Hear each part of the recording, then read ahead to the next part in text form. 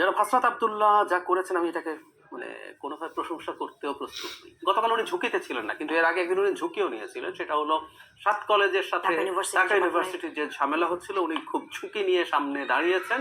উনি বিপদে পড়তে পারতেন, উনি হামলার শিকার হতে পারেন, ওনাকে কিন্তু দুয়াধ্বনি দেওয়া হয়েছিল। আমি তখনও বলেছি এবং এখনো বলছি, একটা রাষ্ট্রে আমরা একটা সরকার রাখি না, আমি এভাবে বলছি, আমরা একটা সরকার পুষি। অঙ্কটা কত? গত বাজেটে 7.5 লাখ কোটি টাকার মধ্যে 2 লাখ কোটি টাকা হচ্ছে উন্নয়ন বাজেট, বাকি 5.5 লাখ কোটি টাকা হচ্ছে সরকারের অপারেশনাল বাজেট। মানে আমরা 5.5 লাখ কোটি টাকা দিয়ে একটা সরকার পুষি। তার মধ্যে আমলা হোক, ইভেন প্রধান উপদেষ্টা পুরো সুযোগ সুবিধা আছে, তার ফিনান্সিয়াল মান্থলি কম্পেনসেশন সহ উপদেশ, সবাই এখানে আসলে রাষ্ট্রীয় উপকারভোগী মানুষ। আমরা পুষি সরকারটা। তো সেখানে হাসনাত আব্দুল্লাহকে কেন আসতে হবে? যেখানে যে ধরনের পরিস্থিতি হবে সেখানে সেই মানুষটা যাবেন। এবং যে প্রবণতা শুরু হয়েছিল, আবারও বলি, এটা সরকারের বিরুদ্ধে, এটা একদম সরকারের বিরুদ্ধে হলে সরকার, যদি মনে করা হয় যে কোনো সরকারের কেউ যাবেন, তো সরকারের কোনো উপদেষ্টা, এবং যদি প্রয়োজন হয় ছাত্র উপদেষ্টাও আছে। এখানে আরেকটু অ্যাড করতে চাই, সেটা হচ্ছে যে যেহেতু এই সরকারকে সমর্থন, এই সরকার কিন্তু ওন করছে, বিএনপি ওন করছে, জামাত ওন করছে, বৈষম্যবিরোধী ছাত্র আন্দোলনের যারা ছিল আন্দোলনে তারা সবাই ওন করছে, এটা আমাদের সরকার। সেই জায়গা থেকে কিন্তু তারা ওন করার জায়গা থেকে যেতে পারে, কিন্তু শুধুমাত্র আমরা এক দলকে দেখি কেন? আমি ওন করার জায়গা থেকে যাওয়া সমর্থন করি না। আমি আবারও বলছি, যেমন ধরুন আমি আরেকটু পেছনে যাই, বন্যা হলো, সবার কাছে টাকা চাইলাম, টাকা দিলাম, সবাই আমরা মন থেকে ত্রাণ দিয়েছি, আমি এটা পছন্দ করি না। কিন্তু আমরা এমন একটা রাষ্ট্র দেখতে চাই যেখানে তার নাগরিকরা যখন বিপদে পড়বে, সে দুর্দশার শিকার হবে, রাষ্ট্র সর্বস্ব দিয়ে তার সাথে দাঁড়াবে, রাষ্ট্র তার সম্পদ সব দিকে অ্যালোকেট করবে, রাষ্ট্র তার দায়িত্ব নেবে। আমরা সেরকম একটা রাষ্ট্র দেখতে চাই। সুতরাং যারা হাসনাতের যাওয়াটাকেও আমি ডিনাউন্স করি। এর আরেকটা বড় বিপদ আছে, আমি সেই জায়গায় আসছি। যেটা বলছিলাম, সরকার যদি মনে করে সরকারের কোনো প্রতিনিধি যাবে, সরকার ম্যানেজ করবে, ঠিক আছে, কোন একজন উপদেষ্টা, ইভেন ছাত্র উপদেষ্টা আছে 3 জন, যারা এই কিছুদিন আগেও তাদের সাথে রাস্তায় মুভমেন্ট ছিল, তো তারা কেউ যায়নি কেন? যারা হাসনাতের এভাবে যাওয়ার মাধ্যমে যেটা আরো প্রমাণিত হয়ে যায় যে এই অভিযোগটা বিএনপির দিক থেকে কিছুদিন আগে সফটলি করা হয়েছে। মির্জা ফখরুল ইসলাম আলমগীর মহাসচিব বলেছেন, ছাত্ররা যদি দল তৈরি করে নিরপেক্ষতা প্রশ্নের মুখোমুখি হবে। আমরা তো এখন দেখছি সরকার এবং এই ছাত্রদের মধ্যে ওভারল্যাপিং আছে। উনি আশ্বাস দিচ্ছেন, গতকাল দাঁড়িয়ে উনি এটা দেখছেন, উনি এটা করছেন, এবং অনেক ক্ষেত্রে উনি কাজ করতে পারছেন।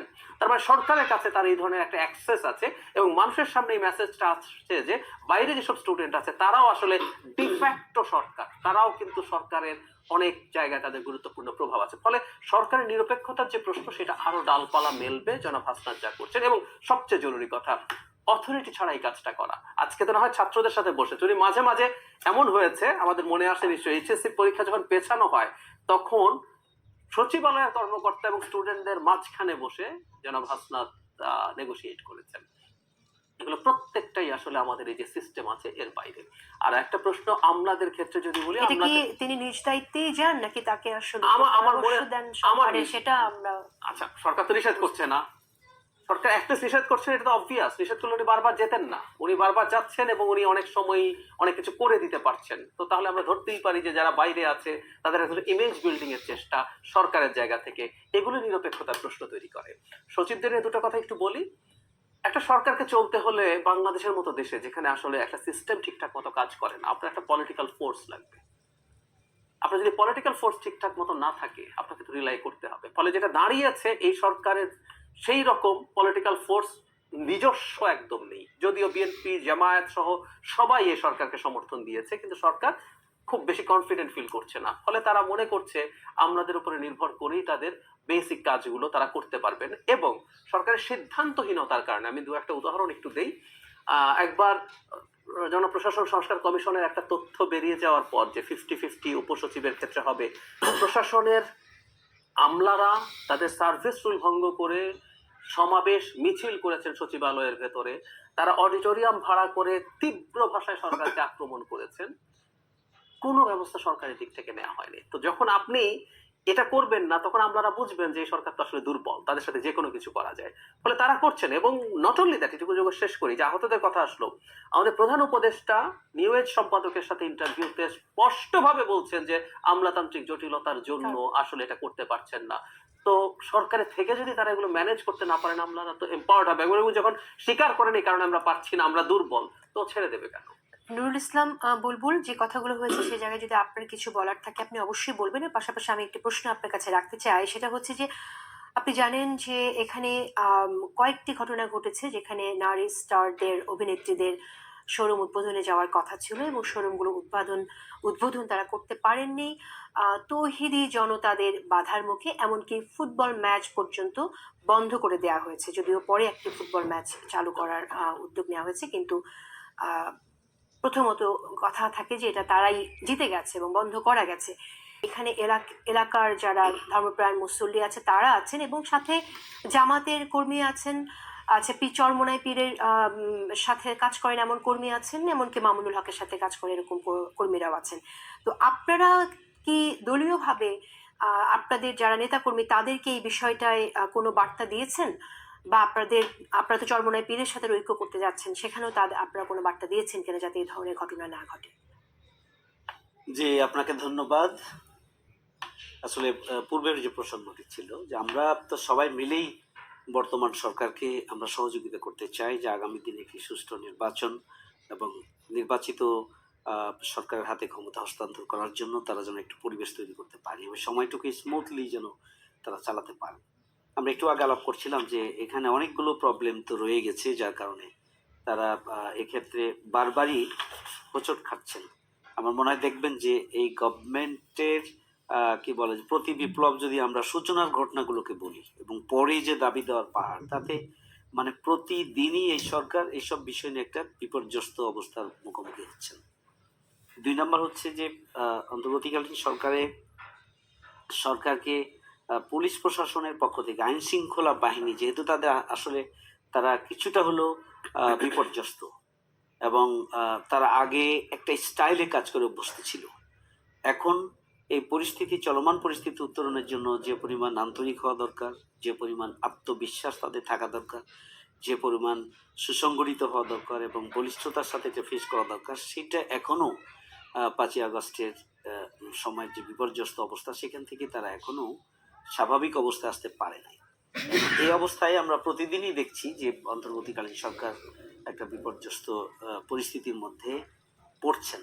তো এক্ষেত্রে আসলে সরকারেরও উচিত যে কোন কোন বিষয়গুলো একটা করে দাবি করব আমরা আর সরকার সেটা পূরণ করবেন 7 দিন 10 দিন আন্দোলন করার পরে, এটা কেন? মৌলিক কোন কোন দিকগুলো করা উচিত সেগুলো তারা তালিকা করবেন, তালিকা করে এই বিষয়গুলো সমাধানের জন্য তারা পদক্ষেপ গ্রহণ করবেন।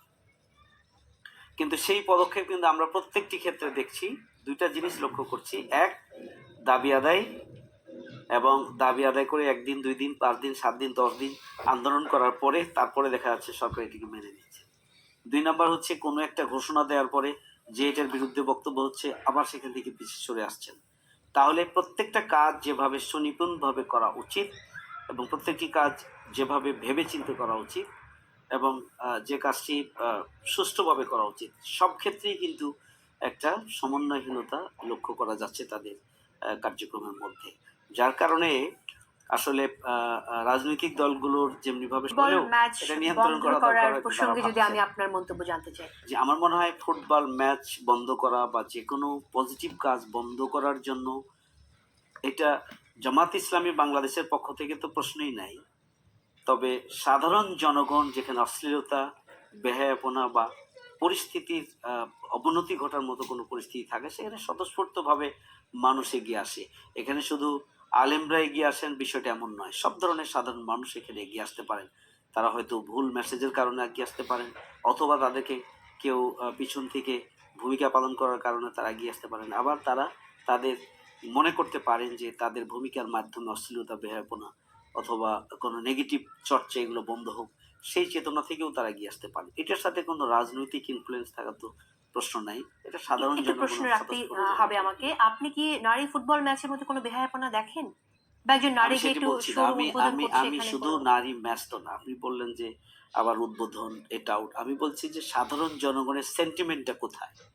এটা কোনো একটা প্রোগ্রাম আয়োজনের সময় আয়োজকরা যদি সেটি বিবেচনায় রাখে যে আমি যে কর্মসূচিটা গ্রহণ করছি সেটা সাধারণ জনগণের মধ্যে তাদের কোনো মানে ক্রিয়া প্রতিক্রিয়ার জন্ম হতে পারে কিনা সেই বিষয়গুলো সামনে রাখার কথা আমি বলছি। আমি কিন্তু কোন স্পেসিফিক প্রোগ্রামের কথা বলছি না। বা কোন ধরেন আপনার স্পেসিফিক এখানে প্রোগ্রাম অভিনেত্রীরা এখানে যে শোরুম নারীদের উদ্বোধন করতে যাচ্ছে, এখানেও কি আপনি এটা এটা এখন দেখেন যে যিনি উদ্বোধন করবেন এটা একান্তই তার নিজস্ব, যিনি নিয়ে যাবেন সেটিও একান্তই তার নিজস্ব। এটাতে তো আলাদাভাবে আরেকজনের কোনো পজিটিভ কাজের মধ্যে বাধা প্রদান করা, যারা করেন তারা কোন দৃষ্টিকোণ থেকে করছেন সেই বিষয়টি তাদের ব্যাপার, কিন্তু এক্ষেত্রে তো কোনো না, কিন্তু ইতিবাচক কাজে দু একটি ঘটনা আমরা দেখেছি সেখানে জামাতের কর্মীও ছিলেন না এবং না, এটা হচ্ছে একটা অপপ্রচার। না, এটা আমরা এটা একটা ওসি অপপ্রচার। নিজে বলেছেন সেই জায়গা থেকে আমরা আমার মনে বলছি। হয় ওসিও হয়তো বিভ্রান্ত হয়ে বলতে পারেন অথবা পরিকল্পিতভাবে বলতে পারেন।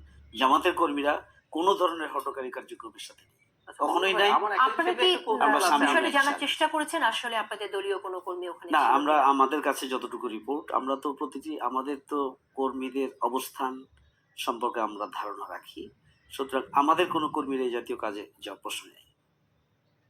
আমি যে শ্রোতা হিসেবে আমরা আমার মাথায় একটা জি, কৌতূহল আছে। আমি ডক্টর একটা জাহিদুর প্রশ্ন রহমান, একটু জি। just জানতে চাই যে এই যে ফুটবল খেলা দুটো জায়গায় হলো, তিনটা জায়গায় শোরুম উদ্বোধন, মানে 80টার বেশি মাজার ভাঙা হয়েছে, ধরুন ফুটবল খেলার ক্ষেত্রে আপনাদের দল থেকে কি কোনো অবস্থান নেওয়া হয়েছে বা স্টেটমেন্ট দিয়েছেন আপনারা? কোনটা না আমাদের কর্মীরা করে থাকলে না না, তো- কর্মীদের জন্য না, দেশে যে এরকম একটা কারো একটা অধিকার হরণ করা হচ্ছে সেটা কারো প্রতিটি ক্ষেত্রে আমি বলি যে অধিকার হরণ করার প্রশ্ন বা কোনো বিশৃঙ্খল পরিস্থিতি তৈরি করার প্রশ্নে আমরা যেখানে যেখানে স্টেটমেন্ট দেওয়া প্রয়োজন মনে করি আমরা স্টেটমেন্ট দিই। এটাতে সবসময় আমরা আপনি অন্যায়ের- প্রয়োজন বোধ করেন যে স্টেটমেন্ট আমরা দেওয়া দরকার? বলছি যে সব সময় অন্যায়ের পথে আমরা আছি। আপনি সুনির্দিষ্ট একটা বিষয় জানতে চাইছেন, আমি বলছি যে সব ধরনের অন্যায়ের বিরুদ্ধে আমাদের অবস্থান আছে। কিন্তু ইন জেনারেল বললেন, এবং কিন্তু in এই general, ঘটনাগুলো এই যে আরেকটা হচ্ছে মাজার সব- অভিনেত্রীদের শোরুম উদ্বোধন করতে যাচ্ছে, তারা বন্ধ করে দিচ্ছে, এই এটা কে মেসেজগুলো যে করছে?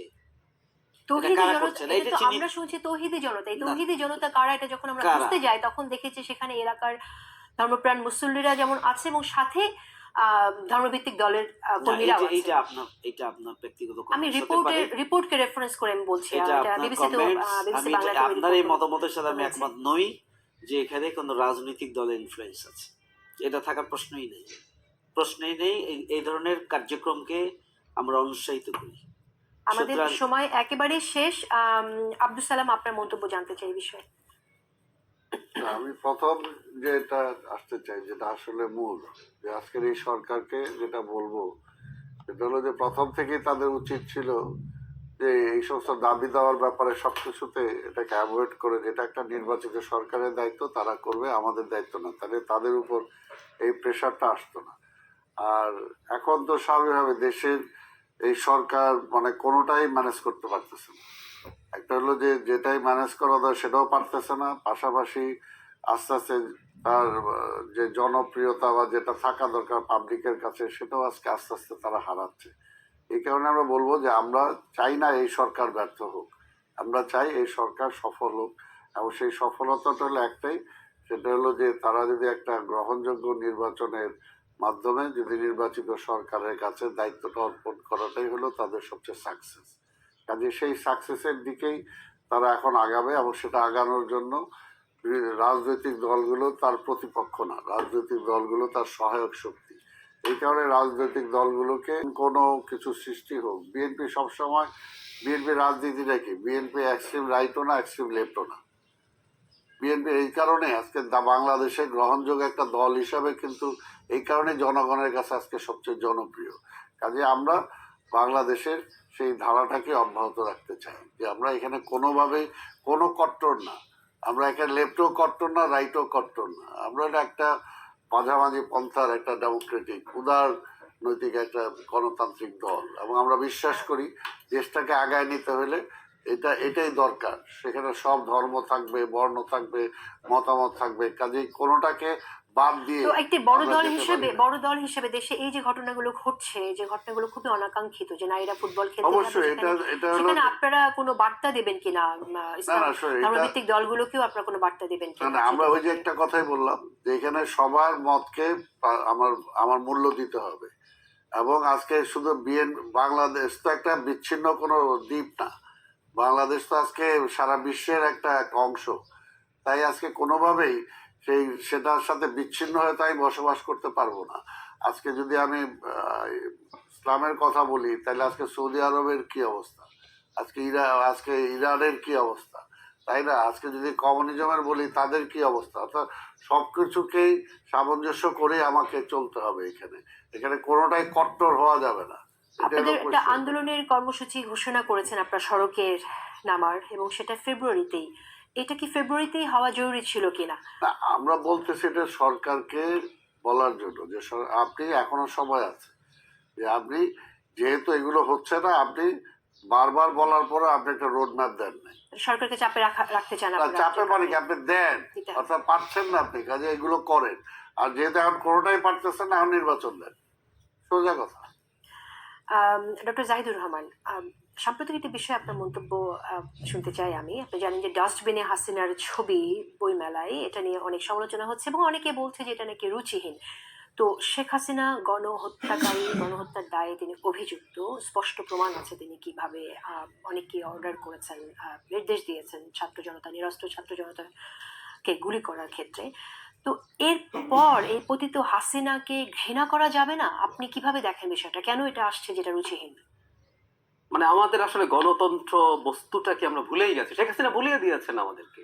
আমরা গণতান্ত্রিক দেশগুলোতে কি হয়, গণতান্ত্রিক রীতিনীতি কেমন, আমরা কেউ কিছু জানি না। গণতান্ত্রিক সমাজে, একটা গণতান্ত্রিক ব্যবস্থায় আপনাকে আমার পছন্দ হয় নাই, আমি আপনাকে নিয়ে এই নানা রকম ক্যারিকেচার, ট্রোল, ফান যে কোনো কিছু করতে পারি। Can do that. আমি একটা এক্সাম্পল দিই। জর্জ বুশ একবার ইরাকে গিয়ে একটা জার্নালিস্ট ওনাকে জুতা মেরেছিল, উনি কোন রকম বেঁচে যান। তো পরে যখন দেশে ফেরারও আগে আমেরিকার শহরে শহরে একটা মূর্তি, তার ফেস হলো জর্জ বুশের ছবি, লোকজন জুতা মেরে যদি মুখে লাগাতে পারে তাহলে এত টাকা পাবে। এই খেলা শুরু হয়ে গিয়েছিল। ডোনাল্ড ট্রাম্পের দ্য এম্পায়ার উইদাউট বলস নামে একটা স্ট্যাচু শহরে শহরে, মানে ট্রাম্প তো অত গণতান্ত্রিক না, কিন্তু তার সময় হয়েছে মানুষ ওটার সাথে পুরো নুড একটা স্ট্যাচুর সাথে ফান করছে। তো ও কি উদ্দেশ্যে? ট্রামের একটা উলঙ্গ হ্যাঁ, ওটার কথাই বললাম। উলঙ্গ মূর্তি মানে নিউ ইয়র্কে একেবারে শহরে মাঝখানে লাগাই রাখছে, তো এটাতে কি হয়েছে? কাজে এগুলো তো কার্টুনিস্ট কার্টুন।